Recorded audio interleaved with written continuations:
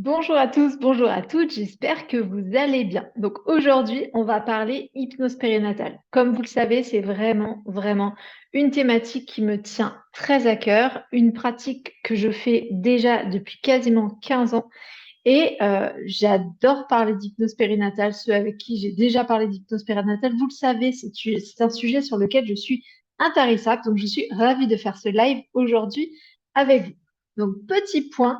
Pour celles et ceux qui ne pourraient pas regarder le live jusqu'à son terme, sachez qu'il y aura un replay qui sera disponible sur le site internet d'Idée de Génie Formation et aussi dans les liens qui sont dans ma bio de la psychoactive et d'Idée de Génie Formation sur Instagram. Donc, si vous n'avez pas le temps de regarder tout le live, c'est toujours le cas dans les lives, il y a toujours des gens qui me disent oui, mais je dois partir avant, etc. Pas de souci, il y aura le replay qui sera disponible. Idem si vous prenez le live en cours, eh ben, vous aurez le replay, il n'y a pas de souci, il sera disponible sur le site internet et sur nos liens sur la page Instagram. Donc, tranquillisez-vous par rapport à ça. Comme ça, si jamais vous avez un souci ou quoi, pas de souci si ça coupe, enfin bref, toutes les choses qui peuvent être possibles par rapport à un live, ça peut arriver. Donc, n'hésitez pas à aller regarder le replay. Deuxième point, aujourd'hui, je vais prendre en fait les questions qui m'ont été le plus souvent posées en hypnose périnatale. Alors, des questions qui m'ont été posées par les patientes, mais surtout des questions aussi qui m'ont été posées par les personnes que je formais ou les professionnels avec qui je pouvais parler d'hypnose périnatale. Donc, le but aujourd'hui, c'est de pouvoir vous apporter et partager avec vous certaines de ces questions, pouvoir y répondre autant que je peux par rapport à ce soir. Et puis, bien évidemment, l'objet du live, c'est aussi de vous présenter la formation hypnose périnatale que je mène pour Idée de Génie Formation. Comme ça va pouvoir aussi répondre à toutes les questions qu'on me pose très souvent sur la formation. Donc, si vous êtes OK, je vais commencer déjà par vous présenter ou vous parler un petit peu de ce que c'est que l'hypnose périnatale. Et puis, petit à petit, si vous avez des questions, n'hésitez pas. Et puis, moi, je transcrirai les questions. J'y répondrai soit dans le live, soit je pourrai vous recontacter pour pouvoir y répondre plus tard. Mais en tout cas, n'hésitez pas. Toutes les questions sont les bienvenues, bien entendu. Donc, je vais commencer tout doucement, comme ça va laisser aux gens le temps d'arriver, en fait, s'ils prennent le live en cours. Donc, qu'est-ce que l'hypnose périnatale? Donc, l'hypnose périnatale, ça a l'air d'être un truc assez récent, et en même temps, en fait, ça fait quand même pas mal de temps que c'est déjà dans les tuyaux, que c'est déjà pratiqué, mais aujourd'hui, on en a de plus en plus. Je me note un petit truc à vous dire pour la suite. Hop. Mais en tout cas, on en a de plus en plus aujourd'hui. Il y a de plus en plus de gens qui se forment à l'hypnose périnatale, de plus en plus de couples, de futures mères qui veulent utiliser l'hypnose périnatale dans leur accompagnement. Alors, on verra que l'hypnose périnatale, c'est vraiment un sujet qui touche finalement pas mal de périodes de vie. Donc, c'est vraiment un sujet qui est de plus en plus demandé. C'est un sujet qui est de plus en plus débattu, qui est de plus en plus dans l'air du temps. Donc, c'était une évidence pour moi de vous faire un live dessus. Bref, donc, qu'est-ce que l'hypnose périnatale? Donc, comme je vous disais, c'est quelque chose qui est assez vieux, finalement, puisque à l'origine, bon, je vous passe le truc où on se dit que finalement, l'hypnose, ça a toujours existé dans toutes les sociétés, etc. Donc, on peut bien évidemment imaginer que si l'hypnose a toujours existé sous une forme ou sous une autre dans toutes les sociétés, ben, on peut très bien imaginer qu'ils aient déjà utilisé l'hypnose pour gérer ou pour accompagner ou pour, d'une manière ou d'une autre, les accouchements. Ça, moi, j'en suis persuadée, d'une manière ou d'une autre, ça a dû être utilisé soit par des rituels, soit par des accompagnements particuliers, par la parole ou par les gestes. Je suis convaincue que ça a toujours été présent dans l'humanité. Mais c'est vraiment avec le professeur Dick Reed. Donc lui, je crois qu'il est né en 1890 par là. Donc c'est fin 19e et surtout début 20e. À partir de 1913, il s'intéresse à la problématique de l'accouchement. Donc lui, c'est un obstétricien à la base.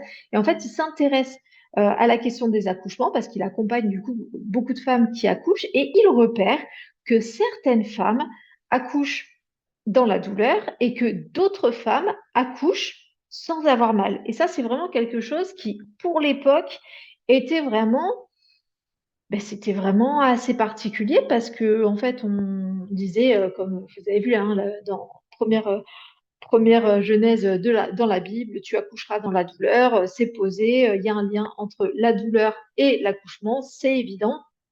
Donc, quelqu'un qui accouche sans avoir mal, ça l'a interpellé en tout cas. Donc, il en a une patiente, une autre patiente, une autre patiente. Bref, il en a eu quelques-unes et ça l'a interpellé. Donc, il a essayé de chercher, mais qu'ont ces femmes en commun pour ne manifester aucun signe de douleur lors de leurs accouchements. Donc, ça, c'est vraiment quelque chose qui, à la base, est venu le titiller.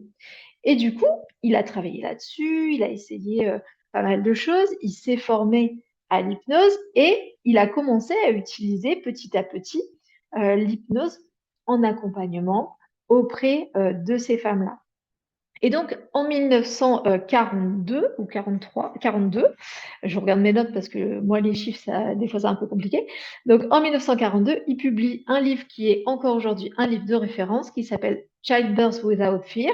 Donc, c'est pas l'accouchement sans douleur. Ça, c'est la traduction qu'on pourrait lui donner et qu'on a parfois donnée en France. Mais c'est pas l'accouchement sans douleur. Si on dit bien Childbirth Without Fear, fear, c'est la peur, c'est l'accouchement sans peur. Et je trouve que vraiment, déjà à l'époque, le professeur Dicrid, franchement, il a cet aspect-là, va apporter une notion qui, pour moi, encore aujourd'hui, est une notion fondamentale, c'est le triangle peur, tension, douleur. Il va baser vraiment son accompagnement, sa réflexion sur ce triangle-là. Et en gros, le triangle peur, tension, douleur, en fait, ça veut dire que globalement, quand vous avez peur d'accoucher, eh bien, en fait, vous allez avoir un certain nombre de tensions liées à la peur. Et quand vous êtes en tension, vous allez avoir plus mal. Et quand vous êtes déjà tendu, vous allez avoir plus mal, donc vous allez avoir plus peur. Et quand vous avez mal, du coup, vous allez commencer à avoir peur parce que vous allez avoir peur de la prochaine contraction, etc. Donc, en fait, il y a une espèce de triptyque comme ça, de triangle qui s'auto-alimente autour de ce cercle vicieux, même si c'est plutôt un triangle de peur, tension, douleur. Et c'est vraiment, je trouve que cette notion-là, je pense qu'elle éclaire énormément de la pratique de l'hypnose périnatale encore aujourd'hui. C'est-à-dire qu'une fois qu'on a compris ça, en fait, on va pouvoir axer la pratique de l'hypnose périnatale sur les trois axes de ce triangle. On va pouvoir travailler sur les peurs, on va pouvoir travailler sur la notion de tension et on va pouvoir travailler sur la notion directement de douleur. Et l'avantage par rapport à ça, c'est qu'on ne va pas juste essayer d'enlever la douleur des femmes pour pas qu'elles aient mal, mais en fait, en travaillant à d'autres endroits, on va pouvoir petit à petit travailler pour que l'expérience globale de la femme soit beaucoup plus agréable, beaucoup plus sécure, beaucoup plus sereine et euh, beaucoup plus convenable. Et on verra qu'il y a plusieurs aspects même physiologiques, etc., qui sont améliorés par l'hypnose périnatale. Mais en tout cas, c'est quelque chose vraiment qui, dès le début du XXe siècle, en fait, va animer le professeur Dicrid. Et bien évidemment, vous vous rendez bien compte qu'entre 1913 et 2024, forcément, il y a eu pas mal de temps. Alors, il y a quand même une grande période où c'est quand même un concept qui est quand même compliqué. Il y a eu quand même les guerres quand même au milieu. Il y a eu l'avènement surtout des anesthésiants et du coup, à un moment donné, on s'est dit, oui, pour pas qu'elles aient mal, c'est simple, on les anesthésie de manière locale ou de manière complète. Comme ça, elles ont plus mal et il n'y a plus de problème et on peut sortir le bébé tranquillement. Donc, il y a eu quand même tout un contexte aussi sociétal qui fait que cette notion-là d'hypnose périnatale, elle s'est développée, mais elle s'est développée en parallèle en fait de toute l'avancée médicale qui, elle n'est pas du tout dans le même sens que de travailler sur la peur, de travailler sur la tension. Non, on travaillait directement sur la douleur avec l'aspect médical. Donc, l'avènement des césariennes, tout ça, enfin bref, plein de pratiques médicales qui, enfin, franchement, sont très très bien, mais qui du coup encourage pas à se dire, tiens, je vais travailler sur mes peurs, etc.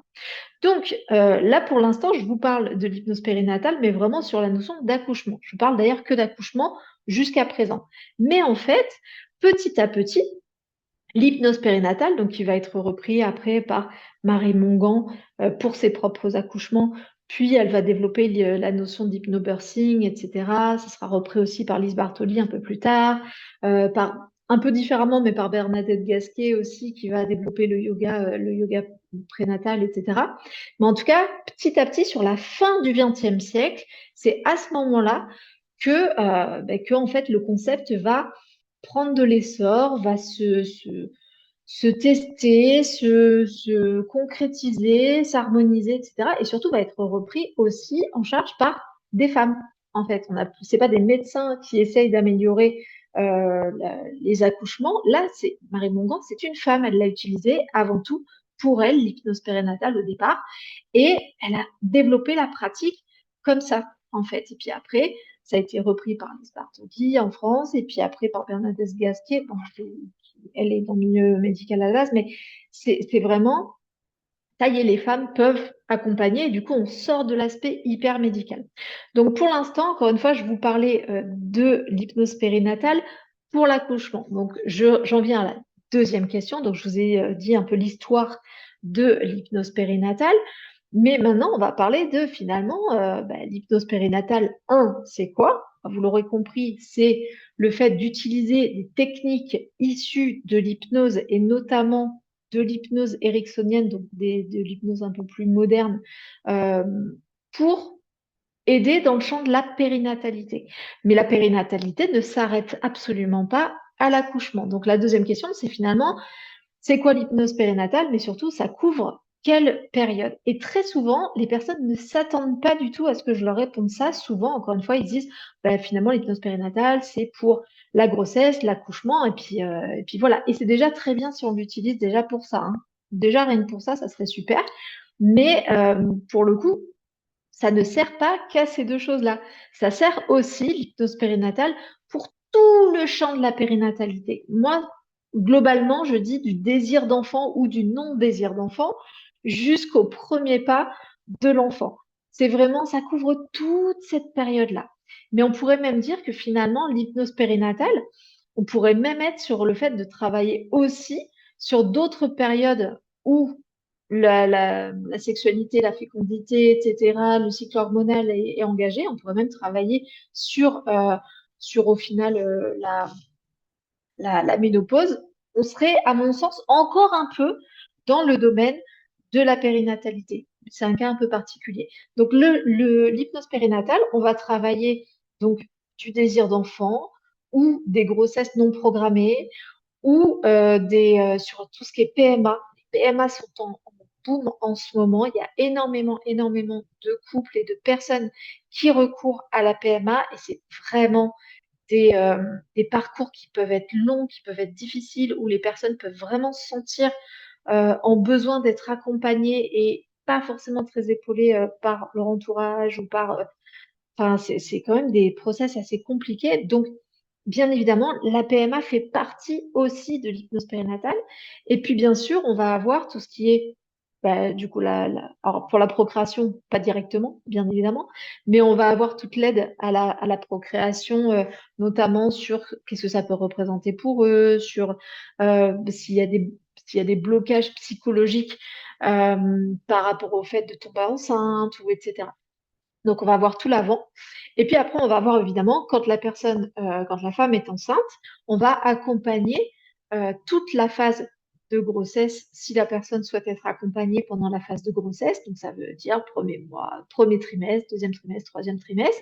Et puis après, on va bien évidemment accompagner pour l'accouchement. Alors, pas de manière forcément directe, sauf si on travaille en tant que sage-femme ou qu'on travaille directement en maternité ou dans des structures assez particulières pour ça.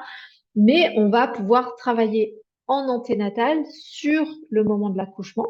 Et puis en postnatal, on va travailler sur tout ce qui suit, en fait, ce qu'on appelle le quatrième trimestre de grossesse, à savoir le retour à la maison, à savoir comment on gère son corps après, à savoir l'allaitement, à savoir tout ça. Ça, c'est quand le process de création de la vie, de périnatalité se passe au mieux, on va dire. Mais parfois, la périnatalité, c'est aussi de travailler sur le deuil périnatal, sur l'infertilité, sur des traumas parfois, parce que quand on veut soi-même devenir parent, parfois il peut y avoir des traumas qui ressurgissent à ce moment-là, des traumas familiaux, des traumas personnels, des traumas. Ça peut être compliqué aussi.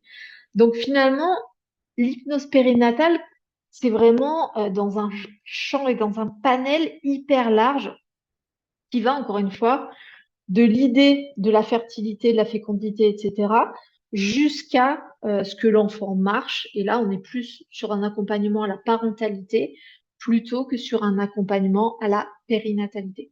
Donc c'est vraiment, ça brosse une période qui est hyper large. Autre question qu'on me pose très souvent, c'est finalement, du coup, c'est que pour les femmes. Eh ben non, l'hypnose périnatale, on peut accompagner aussi des hommes qui sont dans une démarche en lien avec la périnatalité. On peut accompagner des hommes pendant une PMA, on peut accompagner des hommes par rapport à un problème de fertilité, on peut accompagner des hommes par rapport à un deuil périnatal, par rapport à comment ils se sentent pendant la grossesse, pendant toutes ces choses-là, bien évidemment, on va pouvoir accompagner. Donc, parfois, c'est intéressant quand il y a des collègues à moi qui travaillent aussi sur la périnatalité. Parfois, on peut faire des doublons avec elle qui va avoir, je dis elle parce que très souvent mes collègues sont des femmes, mais ça peut être lui aussi, euh, qui va prendre en charge, par exemple, la femme, la future mère ou la mère ou celle qui aurait dû être mère, et puis moi qui vais accompagner le monsieur. Ça marche très bien aussi, il n'y a pas de souci. Quand je dis le monsieur, ça peut aussi être n'importe quel accompagnant. Ça peut être très bien une compagne, parce que c'est pas forcément un homme et une femme, on n'est pas dans un schéma qui est forcément hétéronormé. Il peut y avoir des femmes aussi qui décident d'avoir un enfant seul. Et c'est bien aussi qu'elles puissent trouver un endroit où elles puissent déposer ça, être accompagnées, être accueillies dans cette démarche-là, parce que c'est pas forcément toujours facile. Et puis c'est pas toujours un choix aussi. Dernièrement, j'ai accompagné une personne qui elle était enceinte et son compagnon est décédé. Du coup, elle se retrouve seule. C'est très compliqué. Donc, la périnatalité, c'est vraiment toute cette période-là et toutes ces situations-là. Donc, c'est vraiment beaucoup plus large que juste accompagner les gens pour l'accouchement. C'est vraiment beaucoup, beaucoup plus large. C'est arrivé, alors juste une fois, sur une séance, que ça soit du coup la future grand-mère qui veuille consulter parce qu'elle se sentait vraiment très mal dans sa posture pour accompagner sa fille qui allait accoucher parce qu'elle-même avait eu pas mal de difficultés par rapport à l'accouchement. Et du coup, elle avait des traumas en fait qui sont ressurgis au moment de la grossesse de sa fille. Et du coup, elle avait besoin de travailler. Et ça reste de l'hypnose périnatale parce qu'en fait, on a utilisé des techniques de l'hypnose dans un contexte de périnatalité, même si c'est une périnatalité qui était du passé. Et pour moi, ça rentre encore dans le cadre de l'accompagnement périnatal. Donc, vous voyez que finalement, le champ est hyper, hyper large. Donc, euh, voilà. Autre question qu'on me dit, du coup, on me dit, c'est quoi la spécificité de l'hypnose périnatale? Est-ce que si moi je suis déjà hypnothérapeute, est-ce que je peux déjà accompagner les gens en hypnose périnatale, etc. Et là, je vais être un peu tyrannique sur le sujet, mais pour moi, c'est vraiment la périnatalité, ça demande quand même d'avoir plusieurs cordes à son arc, à savoir d'avoir la corde de l'accompagnement, euh, peu importe lequel, mais que vous soyez hypno, psychologue, que vous soyez thérapeute, etc., une petite corde en accompagnement pour pouvoir accompagner, ça me semble quand même la base, pour pouvoir accueillir les personnes et les accompagner. Mais la périnatalité, on est quand même sur quelque chose qui touche à plusieurs domaines, à savoir le domaine effectivement psychologique, etc., mais aussi le domaine physiologique quand même, de savoir ce qui se passe dans le corps pendant toute cette période-là, pendant toutes ces périodes-là, avec leurs spécificités. Je trouve que c'est quand même hyper important. Et puis de connaître un petit peu comment ça se déroule aussi au niveau médical, quelles sont les personnes sur lesquelles elles vont pouvoir s'appuyer, de pouvoir, si la personne, elle vous parle de nausées, de pouvoir avoir un peu des notions sur est-ce que c'est normal ou pas à telle ou telle période de la grossesse d'avoir des nausées en fait et dans quelle mesure c'est normal ou pas. Donc je trouve que c'est vraiment important de faire attention quand on accompagne quelque chose qui touche au physique et qu'on n'a pas de compétences là-dessus. Je trouve que c'est important de pouvoir ne pas hésiter à soit aller se former, soit orienter vers des personnes qui sont spécialisées là-dessus. Je pense que ça, c'est des périodes quand même qui sont charnières. C'est des périodes, alors on entend souvent ça, de dire que finalement, la naissance, c'est la période où la femme est le plus proche de la vie et le plus proche de la mort. Et ben en fait, c'est un peu ça, c'est-à-dire que, je crois que c'était Eleanor Roosevelt, je ne vais pas vous dire de bêtises, mais je trouve que c'est une période où on ne peut pas se permettre de faire n'importe quoi, n'importe comment. Il faut quand même être à l'écoute de ce qui se passe en face et être à l'écoute des ressentis et des symptômes visibles et audibles quand la personne nous parle de certaines choses et de pouvoir se dire, tiens, ça c'est un signal d'alerte ou ça c'est un signal qui est plutôt OK.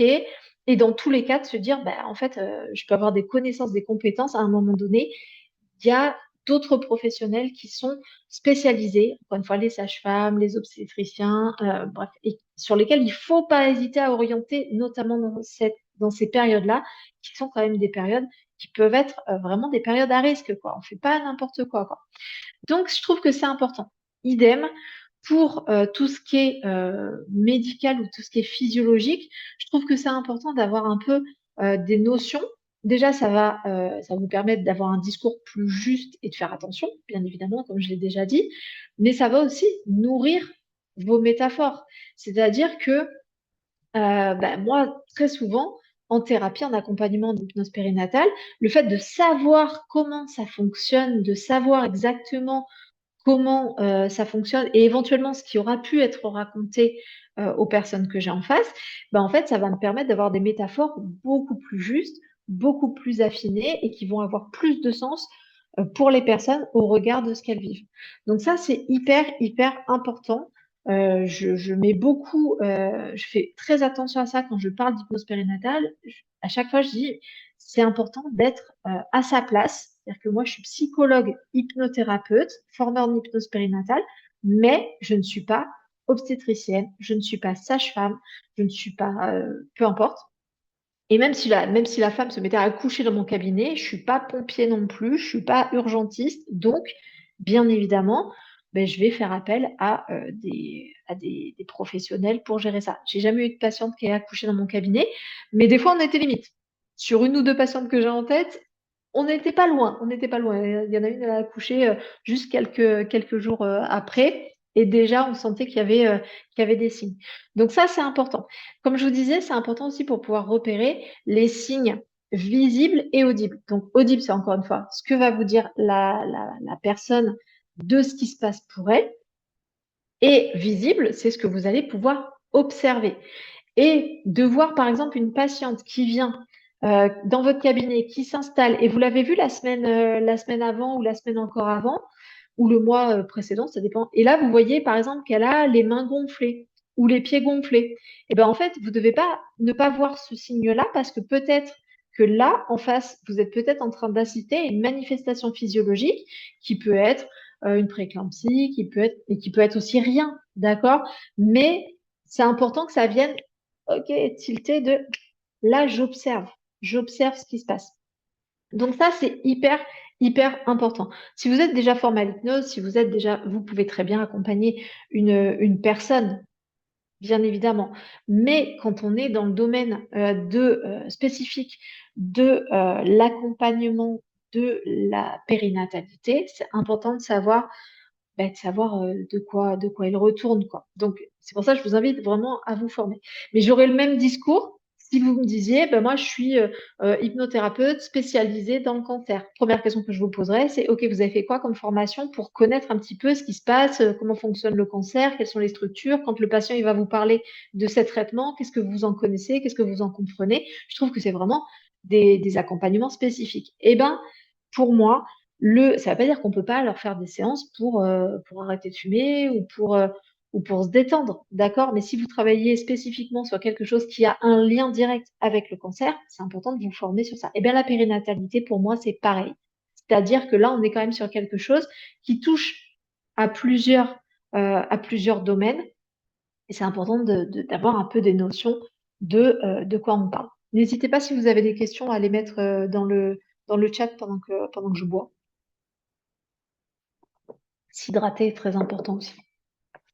Donc, par rapport à l'hypnose périnatale, vous aurez compris que pour moi, c'est hyper important de se former.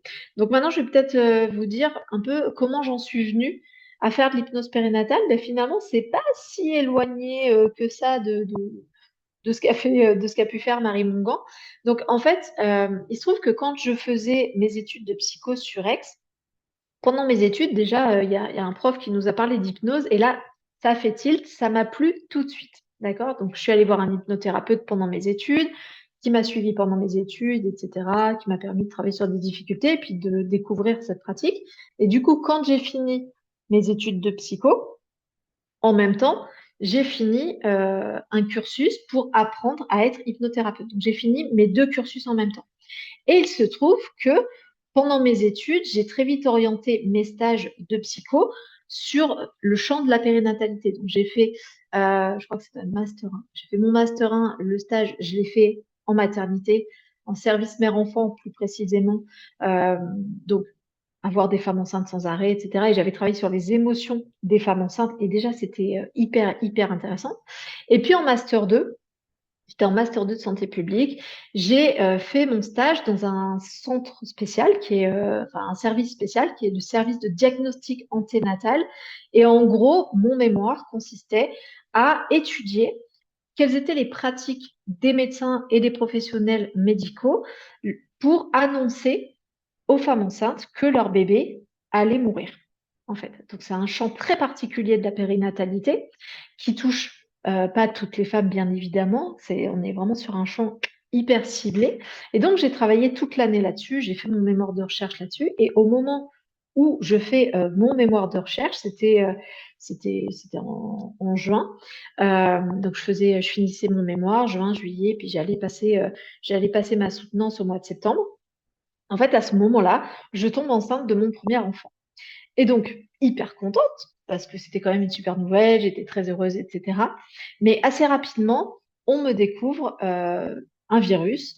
Et donc, je passe de l'autre côté, c'est-à-dire que là où j'étais du côté médical dans le centre de diagnostic anténatal, cette pathologie, ce virus, me fait passer en tant que patiente. Et du coup, je bascule de l'autre côté. Et du coup, je passe en tant que patiente dans le service de diagnostic anténatal pour pouvoir faire le suivi de la grossesse, etc. Et j'observe de l'intérieur tout ce que j'avais observé de l'extérieur pendant mes études, à savoir l'accompagnement qui peut être fait dans le diagnostic anténatal, mais aussi la violence de ce que c'est que d'annoncer à une femme qui est enceinte que son bébé risque de mourir. C'est très compliqué pour moi, mais je continue, je chemine, je rédige mon mémoire, etc. Et du coup, cet été-là, je me forme en hypnose. Donc, bien évidemment, j'étais en détresse parce que par rapport à ce que je vivais, par rapport au stress des examens, etc. Bref. Et du coup, qu'est-ce que je fais? J'apprends des techniques. Qu'est-ce que je fais en bonne proactive? Je prends ces techniques et je les applique directement sur moi pour pouvoir me détendre, accueillir chaque contrôle. Moi, j'avais un contrôle tous les 15 jours à peu près avec une échographie tous les 15 jours. Donc, pour accueillir ça, pour gérer mes émotions, pour gérer ce que ça engage chez moi d'être enceinte dans ce contexte-là, etc. Donc, en fait, pour moi, je suis rentrée dans l'hypnose périnatale parce qu'en fait, à ce moment-là, tous les ingrédients m'y poussait, m'y forçait et c'était logique en fait. C'est-à-dire que j'étais enceinte, je venais d'apprendre l'hypnose et j'avais en plus des choses à travailler, des choses sur lesquelles me faire accompagner par rapport à l'hypnose périnatale. Pendant cette période-là, donc vu que j'apprends, j'applique sur moi, mais ça a quand même un peu ses limites. Donc je vais chez un hypnothérapeute, d'ailleurs une hypnothérapeute à l'époque, et je me rends compte aussi de la violence de ce que c'est que d'aller chez une personne qui fait de l'hypnose, mais qui n'y connaît absolument rien en périnatalité. C'est-à-dire que à ce moment-là, bah en fait, j'entends des choses qui sont médicalement inexactes sur comment se passe une grossesse et sur là où j'en étais. J'entends des choses qui, éthiquement et déontologiquement, me questionnent encore sur des trucs du genre, oui, en gros, effectivement, votre bébé, du coup, s'il meurt, comment ça se passe, comment vous allez gérer, comment... Mais en fait, on peut pas dire ça à une femme qui est là-dedans, c'est pas possible. Et puis, même méthodologiquement, j'observe des incohérences entre mon état et ce qu'on me propose. C'est-à-dire que là, j'étais du coup enceinte et on propose des séances qui sont des séances prévues pour quelqu'un qui n'est pas enceinte. Donc des séances debout qui mobilisent le corps, des séances où on fait faire des séances, une induction, alors des méthodes pour mettre la personne en état d'hypnose qu'on appelle à l'époque contraction-décontraction. Et on est d'accord que contraction, ça a un autre sens quand on est enceinte et qu'on risque de perdre son bébé. Vous voyez un peu l'idée? Donc, je me formalise pas, juste j'arrête le suivi parce que vraiment, c'était pas du tout confortable pour moi cet accompagnement-là. Et par contre, je me note quelque part à l'intérieur de ma tête, tiens, si un jour j'accompagne une femme enceinte avec l'hypnose, en fait, peut-être que je ferai attention à pas lui faire ça. Donc, ouais, la nana qui trouve du positif partout. Donc, je me note quelque part comment faire. Et puis, ma grossesse se poursuit. J'utilise l'hypnose pour pouvoir accompagner ma grossesse, etc. Et j'accouche quasiment toute seule d'ailleurs, sans péridurale. Parce que, en fait, je me sentais prête. Je me sentais totalement prête à accoucher. J'étais sereine, j'avais travaillé sur mes peurs, j'avais travaillé sur plein, plein, plein de choses. Encore une fois, je venais de découvrir que j'étais enceinte et je venais d'apprendre l'hypnose. Donc, bien évidemment, je l'ai mis à toutes les sauces. J'ai essayé plein de choses. Je me suis noté tout ce que j'essayais. Je me suis enregistré des séances que je me passais le soir pour, euh, pour justement me détendre, décompresser, etc. Donc, j'ai travaillé énormément sur ça. Et puis, en fait, concrètement, j'ai adoré être enceinte, j'ai adoré être mère. Donc, en fait, j'ai eu 4 enfants. Donc, j'ai 4 enfants. Et à chaque fois, chaque grossesse m'a permis d'utiliser l'hypnose périnatale, donc les outils de l'hypnose, pour les grossesses que j'étais en train de vivre. En fait, chaque grossesse était vraiment différente et du coup, j'ai travaillé sur des choses très différentes à chaque grossesse. Donc, il y a des grossesses où j'ai travaillé. Bon, la première, c'était vraiment la peur de l'accouchement, plus la peur de perdre le bébé parce que c'était une première grossesse, l'inconnu, le truc, le machin. Mais j'avais travaillé aussi sur le positionnement. Euh, avoir ce positionnement de mère, qu'est-ce que ça voulait dire par rapport à ma famille, enfin bref, des choses très particulières.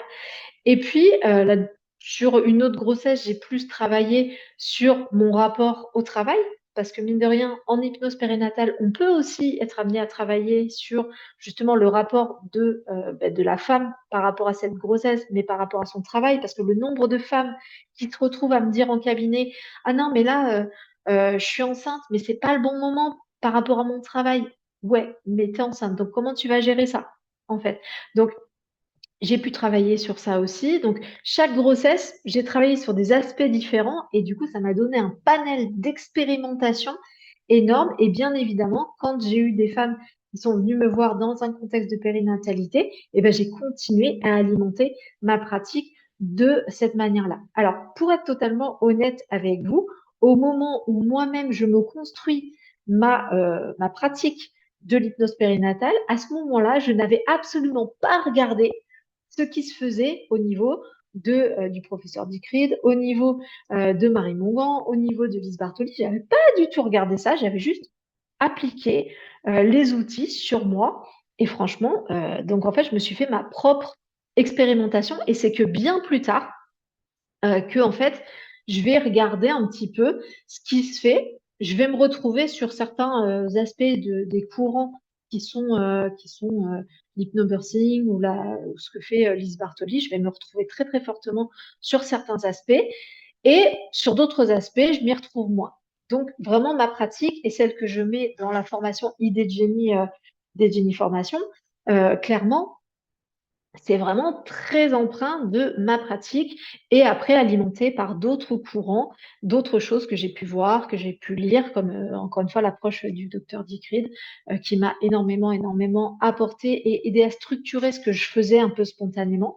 Donc voilà comment j'en suis venue à faire de l'hypnose périnatale. Désolée, c'était un petit peu long, j'adore raconter comment j'en suis venue parce que je trouve que c'est important aussi de savoir comment les personnes en arrivent à faire de l'hypnose périnatale aussi.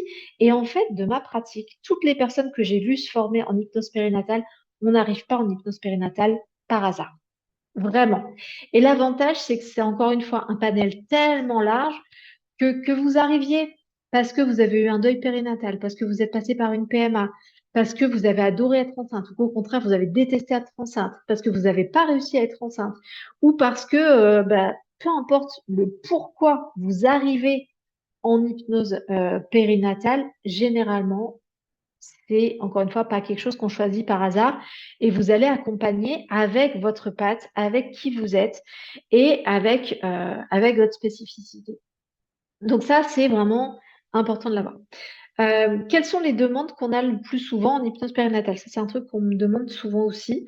Donc, les demandes qu'on a très souvent, c'est par rapport une préparation à l'accouchement. C'est la première demande qu'on a le plus des femmes, des couples qui veulent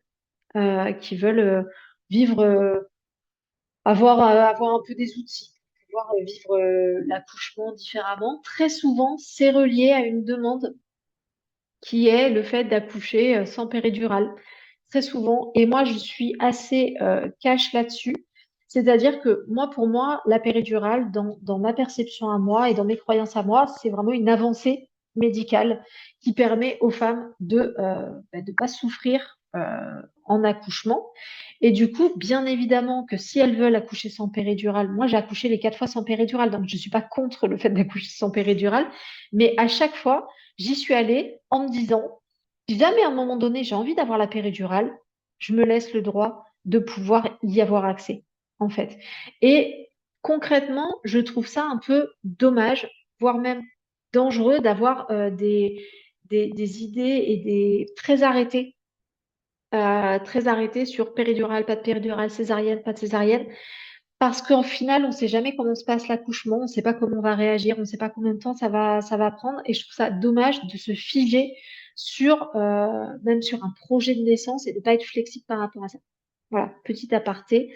Voilà, moi, je me suis toujours dit, si un jour j'en ai besoin, ça serait dommage de ne pas l'utiliser, quoi. Donc, moi, il se trouve que j'en ai pas eu besoin parce que les outils que j'avais en hypnose par rapport à comment ça se passait, ça me suffisait. Mais clairement, quelqu'un qui me dirait, moi, voilà. Mais je peux pas. Je trouve que c'est important aussi de se positionner de manière humble quand on accompagne des personnes en hypnose périnatale et de pas leur vendre de l'accouchement sans péridurale ou de l'accouchement sans césarienne ou de l'accouchement heureux. En fait, heureux, si l'enfant il décède, les gens ne seront pas heureux et vous leur aurez juste menti. Je trouve ça un peu dommage. Bref, donc je trouve que c'est vraiment une pratique. Autant je trouve que la pratique de l'hypnose se doit d'être humble, parce que moi j'ai cette approche-là et que je la trouve juste. Mais je trouve qu'en hypnose périnatale, encore une fois, il y a tellement de choses qui peuvent se passer pendant une phase de procréation, pendant la grossesse, pendant l'accouchement, pendant l'après. C'est important de ne pas vendre du rêve. Par contre, de donner des outils aux personnes pour que, quel que soit ce qui se passe, elles puissent le gérer au mieux. C'est un peu, ça c'est mon approche pour le coup. Euh, voilà, parce que encore une fois, une césarienne, hein. Voilà. Alors oui, des fois, ça a pu m'arriver, par exemple, d'avoir une patiente qui arrive et elle avait déjà eu un accouchement avec une césarienne, donc un utérus cicatriciel. Et donc forcément, les médecins lui avaient dit, utérus cicatriciel veut dire que prochaine grossesse, probablement que ça sera une césarienne aussi, en fait. Et je l'accompagne. Elle ne voulait absolument pas la césarienne, mais je l'accompagne tout en lui disant que on ne sait pas ce qui peut se passer et je l'accompagne euh, à toutes les éventualités en fait qui pourraient arriver. Et il se trouve qu'elle n'a pas eu de césarienne. Mais encore une fois, je ne l'ai pas préparée à ne pas avoir de césarienne. Je l'ai préparée à être OK avec toutes les éventualités. Et finalement, ça s'est déroulé où elle n'a pas eu besoin d'avoir une césarienne parce que l'accouchement s'est bien passé. Mais l'accouchement s'est pas bien passé parce que je l'ai accompagnée. L'accouchement s'est bien passé, peut-être avec une petite composante de l'état dans lequel elle était, peut-être grâce à l'accompagnement, mais aussi grâce à elle, grâce à ce qui s'est passé. Et puis, il y a tellement de choses qui peuvent se passer. Je trouve que c'est important d'avoir une démarche vraiment humble. L'humilité, c'est important. En tout cas, ça fait partie des valeurs que je défends en hypnose périnatale. Donc, pour revenir au sujet de l'hypnose périnatale, vous voyez que les demandes, ça peut être un accouchement avec des outils pour pouvoir gérer au mieux. Ça peut être bien évidemment corrélé avec des projets de naissance, etc. Ça peut être de travailler sur une fausse couche, un IVG, bref, un deuil périnatal, même si elles ne mettent pas forcément elles ce mot-là, donc c'est important de caler avec le mot qu'elles mettent elles, ou qu'ils mettent eux, parce que très souvent c'est le couple qui est en question. Ça peut être des difficultés pendant la grossesse par rapport à beaucoup de nausées, des angoisses, euh, qu'est-ce qu'il peut y avoir encore? Des douleurs, forcément, de l'inconfort, des peurs. Voilà, ce qu'on peut travailler aussi par rapport à la grossesse. Ça peut être, on peut se retrouver à travailler un deuil périnatal dans une grossesse. Imaginons que la personne, elle a déjà perdu un enfant et puis elle est enceinte, et bien, du coup, on travaille les deux en même temps. Ça peut être de travailler des problématiques familiales, voilà, avec ce repositionnement qui est lié au changement de statut. Comme je vous disais, ben voilà, la, la, l'enfant qui devient future mère et qui du coup va devoir se positionner par rapport à ses parents, par rapport à ses frères et sœurs, par rapport des fois aux cousins.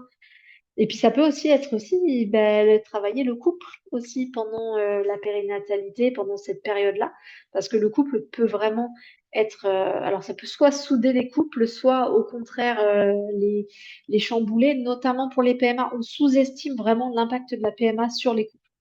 Mais une PMA, c'est parfois pour certains couples des années de PMA. C'est pas juste on a fait un rendez-vous et hop, je suis sortie, je suis enceinte. Non, c'est pour les couples, parfois, ça fait des années qu'ils essayent, des années où ça ne marche pas, des fois où ça a un peu marché, mais finalement, ça n'a rien donné. Donc, la PMA, ça met mal, ça peut mettre à mal beaucoup de couples. Et puis, il y a la question de l'infertilité aussi, qui peut aussi mettre à mal les couples, parce que c'est pas forcément facile d'accepter que l'un ou l'autre ou les deux ou parce que ensemble ça matche pas, mais individuellement ça marche très bien, mais ensemble ça matche pas, ça peut être aussi très chamboulant. En fait, c'est très compliqué, en vrai. Donc, on peut être amené aussi à travailler sur la PMA.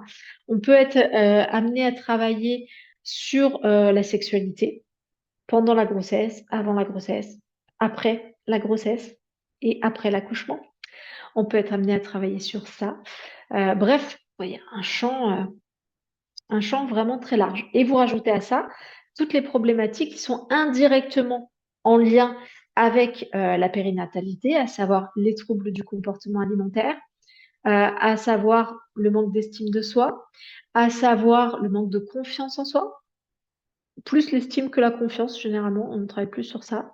Les pathologies psychiatriques qui aussi vont avoir un impact sur la grossesse. Parce que quand on est bipolaire et enceinte, les émotions, ça peut être compliqué hein, quand même quand c'est exacerbé par les mouvements hormonaux, par ce qui est en train de se passer, les chamboulements, les changements, etc. Donc, on peut travailler sur tout ce qui est de l'ordre du psychiatrique pendant, pendant la grossesse. Donc, on est d'accord que si on travaille sur du psychiatrique, on n'est pas psychiatre, sauf si vous êtes psychiatre, bien évidemment. Hein. Si vous êtes psychiatre, vous êtes psychiatre. Mais en tant que psychologue, je ne suis pas psychiatre. En tant qu'hypnothérapeute, je ne suis pas psychiatre.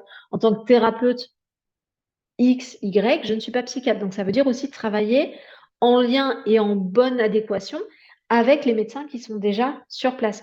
Ça peut être aussi, et j'en ai pas parlé, mais ça me vient, et c'est de plus en plus fréquent aussi, de travailler sur les questions de l'endométriose avec la grossesse. Que ça soit parce qu'il y a une PMA en lien avec de l'endométriose ou que ça soit parce que la personne est enceinte et que être enceinte et avoir de l'endométriose, c'est pas toujours facile. C'est un suivi médical particulier. C'est des risques aussi particuliers selon comment est développée l'endométriose et où est-ce qu'elle se situe. Donc, c'est quand même un accompagnement spécifique. Donc voilà, on peut être amené aussi à travailler un petit peu déjà sur de la parentalité, si c'est des questions qui questionnent beaucoup les parents en anténatal. C'est-à-dire, voilà, est-ce que je serai un bon parent? Voilà, moi, j'ai envie de donner ce qu'il faut à mon enfant. Du coup, quel parent je vais devenir? Enfin bref, la question de la parentalité, on peut déjà le travailler en anténatal. On peut le travailler bien évidemment sur les premiers mois post-nataux, cette question de la parentalité. Parce qu'une fois que l'enfant est là, forcément, ça se pose différemment. Ça peut être aussi par rapport aux frères et sœurs qui sont déjà là. Si ce n'est pas la première grossesse, parfois il y a d'autres frères et sœurs. Et du coup, on peut être amené à travailler sur comment cette nouvelle grossesse, comment ce nouvel enfant va se positionner par rapport à la fratrie et comment on va accompagner ça, comment on va accompagner son enfant par rapport à l'arrivée de ce nouvel enfant. En fait, donc ça peut arriver. Généralement, c'est plus de l'ordre des thérapies familiales que ça se fait ou des thérapies de l'enfant si c'est vraiment l'enfant qui est en souffrance. Mais ça peut venir questionner très très fort les parents. D'ailleurs, très souvent, quand il y a un premier enfant qui a une relation un peu fusionnelle avec ce premier enfant, quand il y a une deuxième grossesse, très souvent, il y a ce questionnement-là qui se pose de est-ce que je vais pouvoir aimer un deuxième enfant? Est-ce que je risque pas d'abandonner le premier? Vous voyez, c'est sur ces questions-là qu'on peut être amené à travailler en anténatal. Voilà, par rapport aux thématiques qui peuvent être abordées. Donc, bien évidemment, vu que c'est des thématiques qui peuvent être abordées en séance par la personne concernée directement ou par les accompagnements ou par le couple ou par la famille, et ben en fait, forcément, la formation que je propose, elle va être un peu empreinte de tout ça. Donc, vous aurez compris que la formation hypnose périnatale que je propose, elle va couvrir forcément l'intégralité de ces sujets parce que, en fait, une femme qui vient ou un couple qui vient ou une personne qui vient dans un contexte de périnatalité, et ben concrètement, elle peut venir nous questionner sur tout ça, en fait. Donc, dans la formation, on voit du coup tout le champ de la périnatalité, que ce soit la procréation, la PMA parfois, que ce soit la grossesse, l'accouchement, le postnatal. On est vraiment sur tout ça, en fait. Donc, on va accompagner tout ça. Donc, comment se compose la formation? Je vais peut-être vous montrer petit, euh, la petite présentation que j'avais faite dans... Alors, je vais vous montrer le plan de la formation, comme ça, ce sera plus facile. Non, alors, c'est pas celui-là, c'est celui-là. OK. Donc, je vous montre le plan de la formation. Alors, il est là. On va le regarder en grand comme ça. Hop, ça sera plus facile. Donc, ça, c'est le catalogue de formation. Donc, voici ce que vous allez retrouver si vous téléchargez le catalogue de formation d'Idée Jenny de 2024-2025. Il sera peut-être différent si vous voyez ce live à un autre moment. Mais en gros, la formation hypnose périnatale, qui peut suivre cette formation, elle a été spécifiquement faite pour des sages-femmes, des praticiens en hypnose, des doulas. Ça arrive que j'accompagne des doulas ou des accompagnantes à la parentalité ou à la périnatalité, des psychologues et des thérapeutes.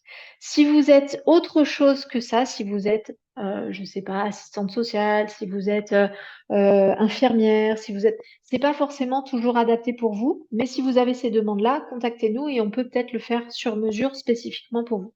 Donc l'objectif ou les objectifs de la formation, c'est de pouvoir accueillir une personne ayant une problématique en lien avec la périnatalité. Donc encore une fois, je dis la personne parce que des fois, ça peut être des hommes, ça peut être des femmes, ça peut être les femmes qui vont vivre une grossesse, mais ça peut être les femmes qui accompagnent quelqu'un qui vit une grossesse, donc les compagnes la plupart du temps. Donc, ça, vous serez capable normalement à la fin de la formation de penser un dispositif d'accompagnement avec l'hypnose périnatale de manière adaptée à ce contexte particulier de la périnatalité et à là où on est la personne que vous allez accompagner. Bien évidemment, cette formation, elle vous forme aussi, et ça c'est important de le savoir, elle vous forme aussi, notamment les 2 premiers jours, à tout ce qui est la technique de l'hypnose, bien évidemment, c'est en format allégé spécifiquement. Je vous donne les outils spécifiques que vous allez pouvoir utiliser directement avec les personnes que vous allez accompagner dans le contexte de périnatalité. Ça ne fera pas de vous un praticien en hypnose parce que praticien en hypnose, c'est une formation beaucoup plus longue, beaucoup plus large, avec beaucoup plus d'outils. Moi, j'ai sélectionné vraiment les outils qui me semblaient les plus cohérents et les plus pertinents pour l'hypnose périnatale. D'accord? Donc, vous aurez vraiment les meilleures techniques pour l'hypnose périnatale. Et puis, donc, vous allez apprendre à mettre une personne en état d'hypnose, bien évidemment. Et puis, vous allez aussi, et ça, c'est une spécificité qu'on a dans notre formation parce que je trouve ça hyper important, vous aurez aussi des outils pour pouvoir transmettre l'auto-hypnose, donc les pratiques d'auto-hypnose aux personnes que vous allez accompagner. Parce qu'en fait, ce qu'il faut savoir, c'est que, je vous l'ai déjà dit, mais la périnatalité, ça a ce truc-là spécifique, c'est que au moment de l'accouchement, très probablement que vous ne serez pas là pour pouvoir accompagner la femme. Donc, concrètement, il y a des outils qui existent, on peut faire des enregistrements, etc. Mais quel bonheur et quel cadeau à faire à une femme, à un couple, à une famille, de leur offrir, de leur apprendre à utiliser les outils de l'hypnose et de l'auto-hypnose pour pouvoir l'utiliser eux-mêmes en autonomie le jour où ils en ont besoin et comme ils en ont besoin, en fait. Et je sais que moi, le fait d'avoir des outils d'auto-hypnose pour pouvoir l'utiliser pendant tout le contexte de la périnatalité, en fait, moi, du coup, je l'ai utilisé sur moi et c'était royal. Et les femmes que j'accompagne ou les couples que j'accompagne, très souvent, je leur apprends à utiliser l'auto-hypnose, c'est-à-dire qu'ils s'entraînent avec moi en cabinet pour pouvoir utiliser en autonomie ces outils-là pour la suite. Donc, c'est vraiment hyper important. Ce qu'il faut savoir aussi, c'est que quand je dis sage-femme, praticien en hypnose, etc., bien évidemment, je vérifie les diplômes parce que il faut être sûr qu'on se comprenne au niveau des techniques d'hypnose et vous allez comprendre pourquoi juste après. Donc, le contenu de la formation. Donc ça, c'est vraiment le plan de la formation. C'est ce que je vais transmettre aux personnes que j'accompagne dans la formation. Donc, dans les 2 premiers jours, donc vous avez 2 jours, donc généralement c'est lundi, mardi, mais si on s'organise différemment, ça peut être d'autres jours. Mais en tout cas, les 2 premiers jours, ils seront toujours pour la base des techniques d'hypnose. Comprendre ce qu'est l'hypnose, l'histoire de l'hypnose, parce que ça peut aider aussi à se décomplexer par rapport à l'hypnose, et apprendre à mettre une personne en transe et savoir quoi faire une fois que la personne est en transe, parce que la transe ne fait pas le travail. D'accord? Il y a la transe ou l'état d'hypnose ou l'induction. On va utiliser différents termes que vous apprendrez pendant la formation si vous ne les connaissez pas. Et ensuite, on va apprendre qu'est-ce qu'on fait une fois qu'on a une personne en état d'hypnose face à soi. Encore une fois, c'est pour la base de l'hypnose. Ce n'est pas forcément spécifique à l'hypnose périnatale tout de suite. D'accord? Donc, bien évidemment, les personnes qui sont déjà hypnothérapeutes, elles peuvent être exemptées de cette partie-là. D'accord? Si vous êtes déjà hypnothérapeute d'une formation qui a à peu près les mêmes pratiques que ce que moi j'applique ou je propose dans la formation, en fait, vous pouvez être exempté de ce module-là. Vous pouvez aussi choisir de le refaire pour vous remettre au bout du jour, pour comprendre la manière dont moi je pratique. Il n'y a pas de souci là-dessus. Mais en tout cas, vous pouvez être exempté de ces deux jours-là. 3e jour de la formation, là, on est dans le pur du dur de la physiologie, parce que, encore une fois, c'est hyper important de comprendre ce qui se passe dans le corps au moment, dans toutes ces périodes de périnatalité. Donc, dans le 3e jour, qui dure encore une fois, c'est des journées de 7 heures, c'est des journées assez denses. Donc, on va voir, comprendre le corps de la femme. Alors, j'aurais pu faire un module spécifique sur le corps de l'homme, mais concrètement, j'ai préféré cibler sur ce qui était le plus utilisé et le plus pratique dans un contexte de périnatalité. Mais on aurait très bien pu décrypter aussi comment fonctionnait le corps de l'homme. Donc, le corps de la femme, la grossesse, donc comment ça se passe cette histoire de grossesse, alors, encore une fois, procréation, les différentes étapes de la grossesse, etc., etc. Le corps de la femme, c'est important aussi pour comprendre les cycles hormonaux. Hyper important pour comprendre, notamment dans les PMA, pourquoi ça va chambouler, etc., au niveau des hormones. Donc, hyper important. Donc, le corps de la femme, la grossesse, la naissance, donc l'accouchement, en gros, qu'est-ce que c'est, comment ça se passe, les différentes étapes, les différentes problématiques qu'il peut y avoir physiologiquement parlant par rapport à ces étapes, etc.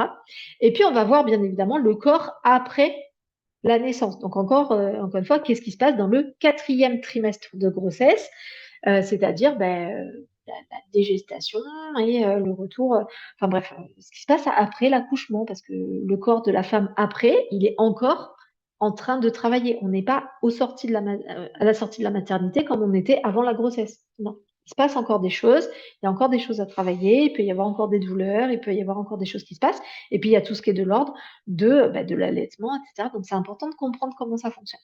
Donc cette partie-là, qui est très physiologique, en fait, bien évidemment, les sages-femmes, elles, peuvent être exemptées de ce module-là. Vous voyez, par exemple. Donc ça, c'est hyper important de le savoir parce que une sage-femme qui viendrait sur cette journée-là, encore une fois, elle peut décider de faire la formation en complet pour avoir un peu ma vision et le niveau de connaissance que je vais proposer sur cette thématique-là pour passer à la phase 3. Je n'interdis pas aux sages-femmes de participer à ce module-là. C'est juste que généralement, elles sont beaucoup plus à même, elles ont beaucoup plus de connaissances que ça sur le sujet. Donc, elles peuvent être exemptées si elles font la demande, il n'y a pas de souci.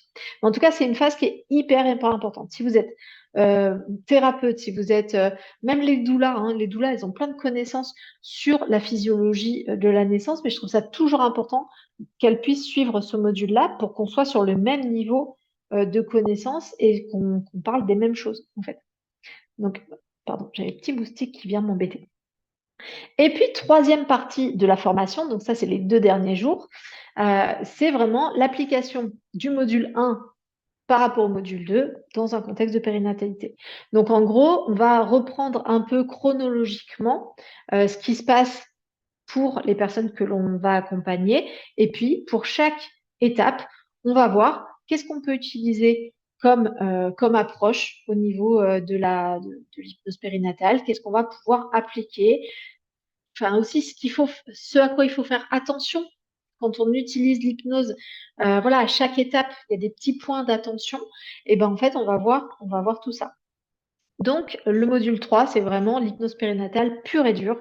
C'est-à-dire que c'est là où vous allez apprendre à appliquer l'hypnose sur le contexte de périnatalité. Donc, vous voyez que c'est vraiment un contenu qui est très riche, très complet et sur lequel vous allez pouvoir après construire votre pratique. Vous allez pouvoir cheminer par rapport à votre propre pratique de l'hypnose périnatale. Et c'est là où vous allez pouvoir vraiment vous dire à la fin, OK, là, je peux accompagner. Alors, bien évidemment, il y a toujours des personnes qui vont avoir des doutes. Je continue l'accompagnement après, je renforce au niveau de la connaissance ou de l'accompagnement. Voilà. Mais en gros, après, vous avez les outils pour pouvoir travailler et voilà, parce que c'est vraiment très, très complet. Il faut savoir qu'encore une fois, vu que c'est un contenu très complet, c'est aussi un contenu qui, euh, qui peut aussi être lourd. Vous voyez, il est très bien organisé, mais il peut être un peu lourd, indigeste. En tout cas, il peut sembler un peu indigeste. C'est juste que les choses sont disséminées de manière à pouvoir vous permettre de travailler et que vous avez besoin vraiment de ça. Donc, il y a des personnes parfois qui me disent, ben, moi, j'aimerais bien faire, par exemple, le module 1 vraiment sur telle session. Et puis, j'aimerais bien faire peut-être le module 2 et 3 dans un après-coup. Ou alors, j'aimerais bien faire le module 1 et 2 sur telle session de formation et faire le module 3 après avoir digéré tout ça. Et franchement, c'est totalement OK. C'est à vous de vous connaître. On n'est pas tous pareils au niveau des apprentissages. Il y a des personnes qui peuvent très bien enchaîner une semaine de formation, même si elle est dense, sans problème. Et puis, il y a d'autres personnes qui vont me dire, voilà, moi, j'ai besoin un peu de digérer. Si je fais plus de jours de formation, je suis pas bien. Franchement, n'hésitez pas à venir vers nous et à nous le dire parce qu'en fait, on peut adapter, on peut vous mettre sur différentes sessions sans problème, en fait, sans problème. Donc, n'hésitez pas à nous tenir au courant si vous avez des besoins spécifiques par rapport à ça. Le but, c'est que vraiment la formation pour vous, elle se passe au mieux et que vous vous sentiez bien et que vous puissiez avancer par rapport à ça et accompagner et faire des bons accompagnements, des jolis accompagnements, des belles séances par la suite. Donc, au niveau des modalités pédagogiques, alors ça dépend si vous êtes en distanciel ou en présentiel. Moi, je propose les 2 formats. Donc, si vous êtes en présentiel, généralement, c'est sur Aix-en-Provence, dans ce local-là que vous voyez derrière moi, qui est le local de formation Idée de Génie. Euh, Du coup, on fait en une semaine. Voilà, on va tester, travailler en groupe, pouvoir faire de l'accompagnement, pouvoir tester les outils avec les autres stagiaires, etc.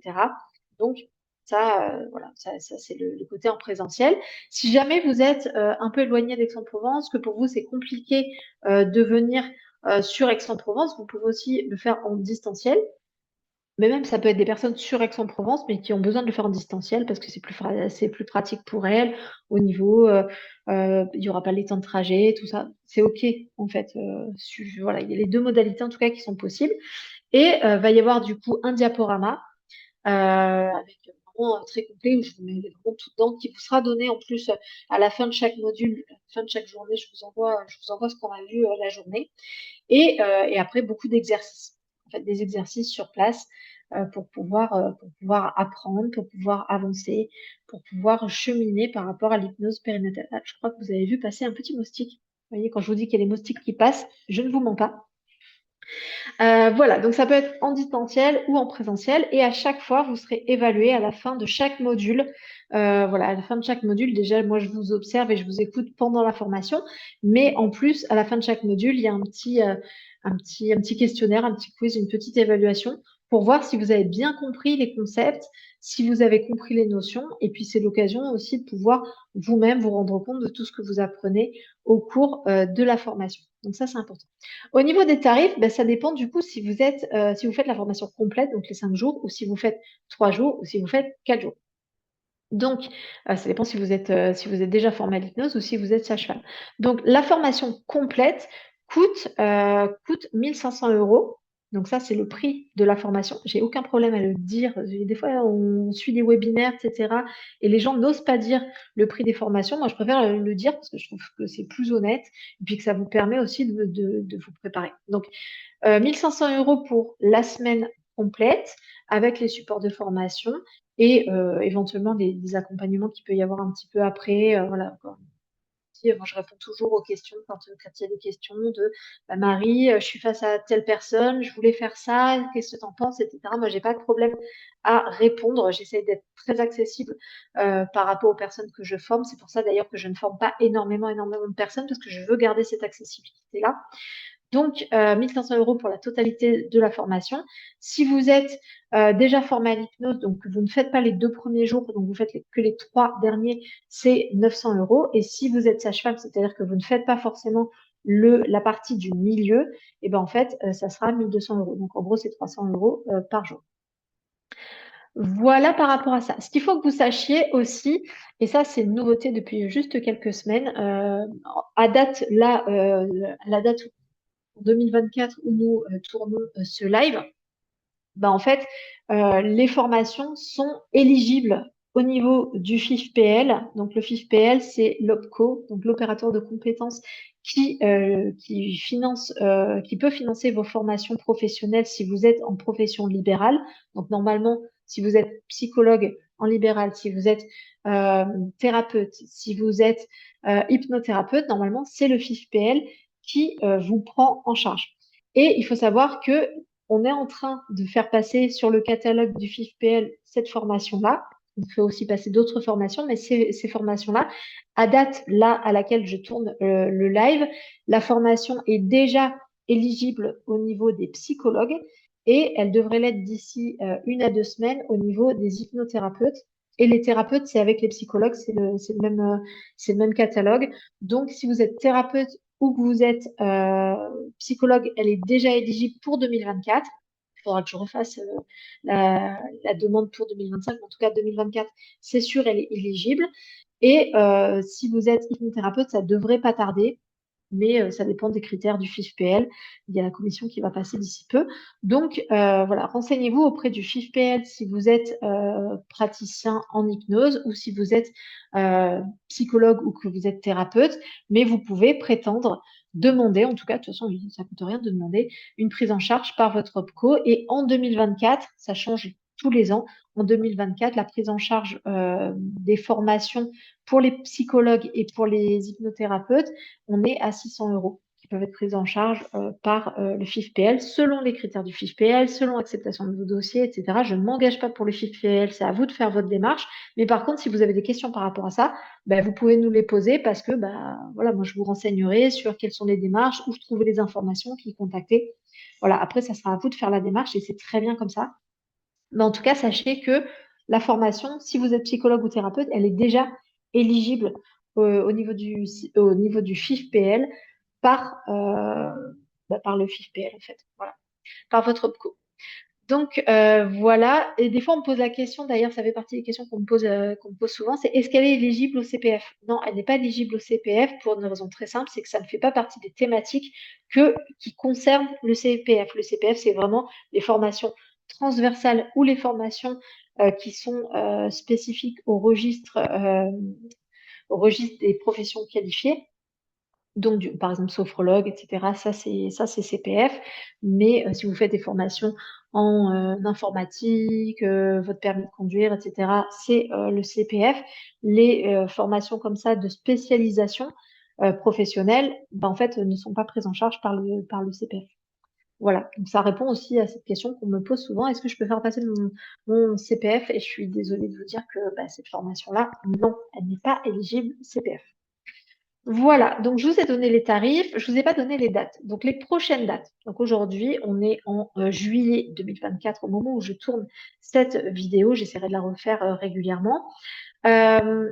Aujourd'hui, à date, les prochaines sessions de formation sont du 25 au 29 novembre 2024 en distanciel et du 3 au 7 mars 2025 en présentiel sur Aix-en-Provence. Voilà.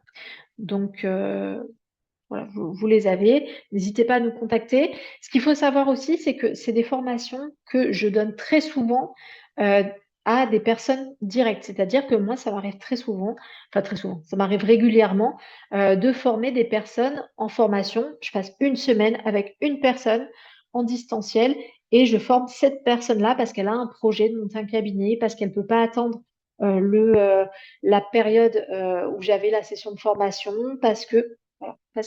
Donc n'hésitez pas si vous vous dites ah ces dates-là elles me conviennent pas, j'ai pas le temps, etc. Ça tombe mal, je suis en vacances sur ces périodes-là, machin. Pas de souci par rapport à ça, contactez-nous et on peut organiser des sessions spécifiques juste pour vous. Le top, c'est en plus si vous pouvez avoir des copines qui sont intéressées, comme ça je fais des sessions à vos dates, à vous, mais avec d'autres personnes, comme ça on mutualise un peu les efforts, c'est pas mal, mais faut pas hésiter à nous contacter si les dates que je viens de vous donner ne vous conviennent pas, ou si vous avez même des besoins pour former une équipe, faut pas hésiter. D'accord? Donc voilà par rapport aux questions que l'on me pose. Ah oui, les questions qu'on me pose, ça c'est plus les patientes. Alors, je vous donne des petites questions en plus. Euh, donc des patientes des fois qui me disent, est-ce que si je fais de l'autonomie ou si je fais du yoga prénatal, si je suis déjà suivie par tel ou tel professionnel, est-ce que ça c'est pas en contre-indication avec l'hypnose? Et moi j'aurais tendance à dire non, il n'y a pas de contre-indication à utiliser l'hypnose du moment où l'hypnose est utilisée d'une manière adaptée et en faisant attention aux spécificités de la périnatalité.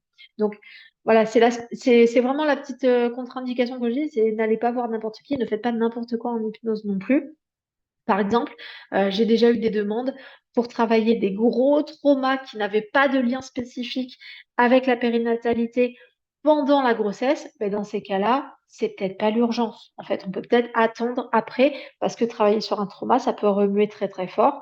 Et que est-ce que la personne a besoin de ça pendant qu'elle est enceinte? Pas forcément. Et généralement, les personnes comprennent assez rapidement que on peut peut-être mettre ça en off et attendre que la grossesse soit terminée pour pas trop bousculer le système, quoi. Donc voilà, donc c'est pas contre-indiqué, voilà, pas de contre-indication particulière à partir du moment où on fait attention à ce qu'on fait, où on est un petit peu formé, où on est en cohérence avec les autres professionnels qui suivent la personne. Ça peut arriver aussi qu'on ait des personnes qui veuillent faire de l'hypnose et qui ne sont pas suivies ou très peu suivies par des professionnels médicaux. Ça, chacun fait à sa sauce, mais moi, dans ma pratique, je dis toujours aux personnes que c'est important de se faire suivre un minimum par des professionnels de santé parce que bah, mes connaissances et mes compétences sont limitées et que très souvent, je les amène à dire, bah tiens, ce serait intéressant que vous disiez ça à votre sage-femme ou que voilà. Donc voilà, ça peut arriver qu'on ait des demandes un peu comme ça. Ça peut arriver aussi qu'on ait des demandes parfois pour des personnes qui veulent accoucher à domicile en utilisant l'hypnose, ça peut arriver. Et dans ces cas-là, c'est important, pareil, de vérifier que bah, qu'elles sont accompagnées par des personnes qui vont prendre cette responsabilité-là et de pas vous porter la responsabilité, parce que s'il se passe quoi que ce soit à domicile, si la personne dit oui, mais c'est bon, j'étais suivie par quelqu'un qui m'a formée en hypnose, clairement, allez pas vous mettre en difficulté par rapport à ça. Mais encore une fois, ça, c'est des choses dont on parle dans la formation. Voilà pour ce soir. Je vais pas vous surcharger. S'il y a pas de questions, dans le chat, attendez, je regarde. Est-ce qu'il y a des questions? Non, c'est surtout des gens qui disent que ça les intéresse, et cetera. Ouais, faut pas hésiter à me contacter, hein. Pour ceux qui se posent des questions, n'hésitez pas à me contacter s'il y a des questions que j'ai pas abordées dans le live. OK. Non, c'est pas vraiment des questions que vous posez dans le live, c'est plutôt des remarques. Donc, il n'y a pas de souci par rapport à ça. Ok, ben, je vous laisse sur ça. Encore une fois, si vous avez des questions, n'hésitez pas à me contacter directement par mail ou par, euh, par les réseaux sociaux, hein, le site de la psycho, enfin, l'Instagram de la psychoactive, l'Instagram de IDGeni Formation. C'est vraiment des supports sur lesquels on répond. Donc, plus que Facebook. Facebook, on a un peu décroché. On est plus sur Instagram. Mais en tout cas, n'hésitez pas à nous contacter au minimum par mail.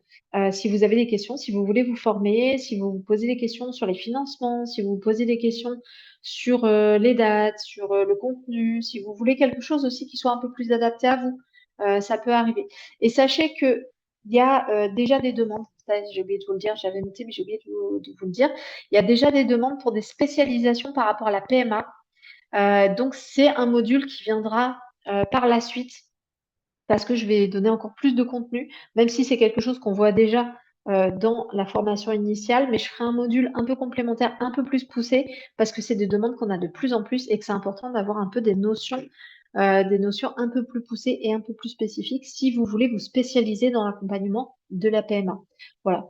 Encore une fois, la formation de base, vous avez déjà plein d'outils pour pouvoir travailler. Et si vraiment vous voulez développer une pratique spécifique par rapport à ça, c'est important de pouvoir se former plus spécifiquement sur le sujet. Voilà pour ce que j'avais à vous dire aujourd'hui. Donc, j'espère que ça vous a plu. Et moi, je vous dis à très bientôt sur IDGeni Formation, Instagram, sur les mails si vous voulez me contacter par mail. Et je vous dis à très bientôt. Ciao, ciao.